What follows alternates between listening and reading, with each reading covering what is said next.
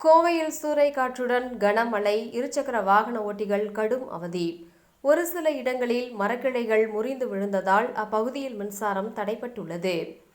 தமிழகத்தில் அடுத்த 3 மணி நேரத்திற்கு 15 மாவட்டங்களில் மழை பெய்ய வாய்ப்பு என இன்று பிற்பகலில் வானிலை ஆய்வு மையம் அறிவிப்பு வெளியிட்டிருந்த நிலையில் கோவையில் பலத்த சூறைக்காற்றுடன் கனமழை பெய்து வருகிறது.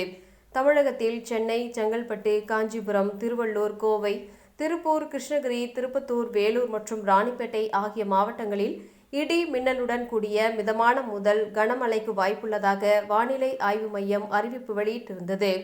மேலும் இந்த மாவட்டங்களில் மணிக்கு 30 முதல் 40 கிலோமீட்டர் வேகத்தில் காற்று வீசக்கூடும் என்றும் தெரிவித்திருந்தனர். இந்நிலையில் கோவை மாநகர பகுதிகளான காந்திபுரம், டவுன்ஹால், உக்கடம், சிவானந்த காலனி, துடியலூர், கவுண்டபாளையம், கணபதி, சரவணம்பட்டி, பீளமேடு, சித்ரா போன்ற பகுதிகளில் சூறைக்காற்றுடன் கனமழை பெய்து வருகிறது. இதேபோன்று கோவையின் புறநகர் பகுதிகளான தொண்டாமுத்தூர், தடாகம், வடவள்ளி, மதுக்கரை போன்ற பகுதிகளிலும் பலத்த சூறைக்காற்றுடன் கனமழை பெய்து வருகின்றது. இதனால் இருசக்கர வாகன ஓட்டிகள் வாகனங்களை இயக்க முடியாமல் அவதி அடைந்து வருகின்றனர். மேலும் மாநகரின் பலத்த காற்றுடன் மழை பெய்து வருவதால் ஆங்காங்கே ஒரு சில இடங்களில் உள்ள மரக்கிளைகள் முறிந்து கீழே விழுவதால் மின் நிறுத்தம் ஏற்பட்டுள்ளது.